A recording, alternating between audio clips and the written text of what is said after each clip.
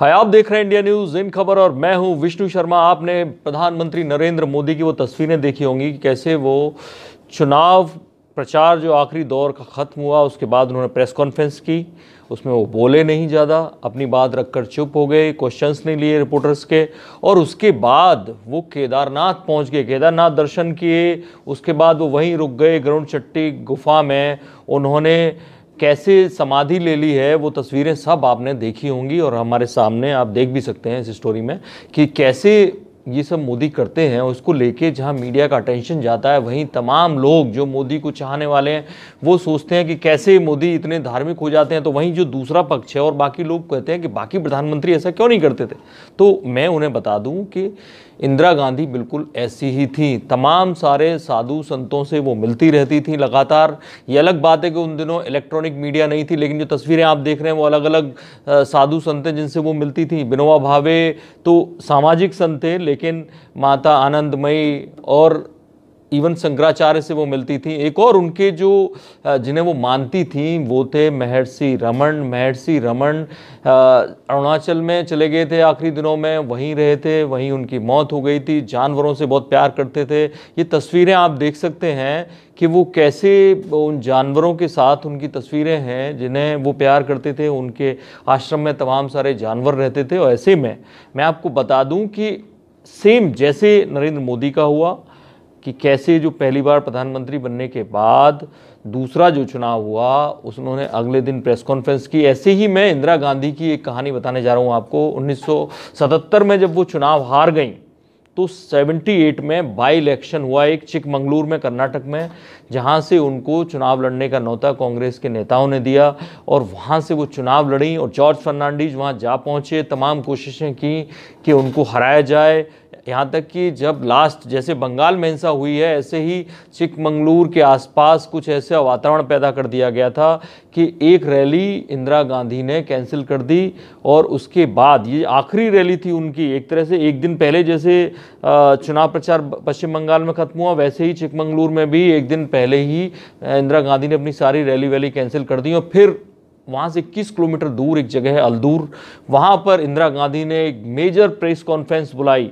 उस major press conference में इंदिरा गांधी से जब पूछा गया तो आपने रैली कैंसिल क्यों कर दी, तो उन्होंने कहा कि वहाँ हिंसा हो सकती थी इसलिए मैंने कैंसिल की। हालांकि ये बात भी थी कि उनके दोस्तों ने उनकी गाड़ी गायब कर दी थी, जिस कार से उन्हें जाना था प्रधानमंत्री वो थी नहीं। और ऐसे में उनके दोस्तों ने वो कार गायब कर दी थी जो बाद में उन्हें मिली। उसके बाद यानी वोटिंग हुई। यहाँ ये जरूर है कि एक दिन का फ़र्क है। नरेंद्र मोदी ने सेम डे चुनाव प्रचार खत्म हुआ, सेम डे उन्होंने प्रेस कॉन्फ्रेंस में हिस्सा लिया। बोले नहीं, अलग बात है, वो अपनी बात रखी उन्होंने।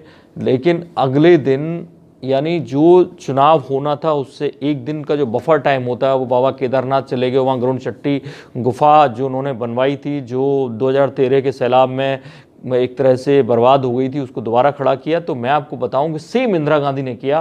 पहले अल्दूर में प्रेस कॉन्फ्रेंस की और फिर चुनाव होने दिया। यानी 5 नवंबर की तारीख को वहाँ 1978 में चुनाव था और उस चुनाव होते ही वो निकल गई अरुणाचल, जहाँ पे महर्षि रमन जिनको वो बहुत मानती थी उनका आश्रम था। वहाँ आश्रम के लोगों के साथ उन्होंने खाना खाया। जो 3 समाधि, 3 जो मैंने बताया कि 3 ऐसे जानवर थे जिनको बहुत प्यार करते थे महर्षि रमन, उनकी समाधि देखी। तो उन्होंने पत्रकारों से उस वक्त कहा भी था कि मैं मान सकती हूँ कि वो गाय की समाधि बनाएंगे, गाय को बहुत प्यार करते थे।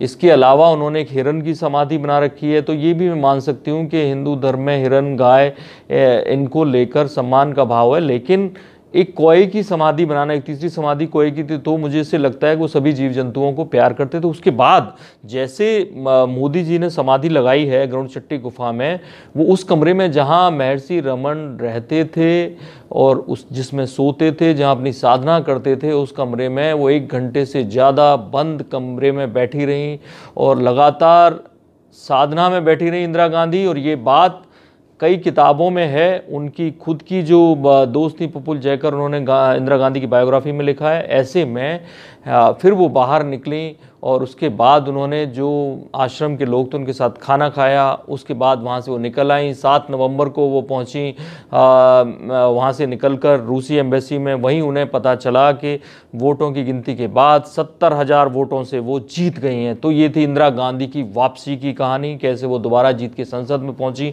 और 80 में उन्होंने फिर से प्रधानमंत्री पद की पोजीशन वापस ले ली। उनकी जो पार्टी थी वो जीत गई क्योंकि जनता पार्टी सरकार गिर गई थी।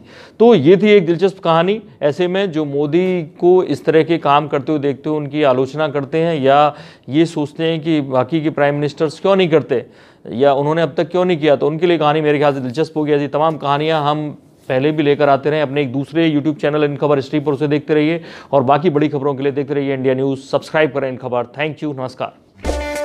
इन खबर चैनल को सब्सक्राइब करें और बेल आइकन दबाना ना भूलें।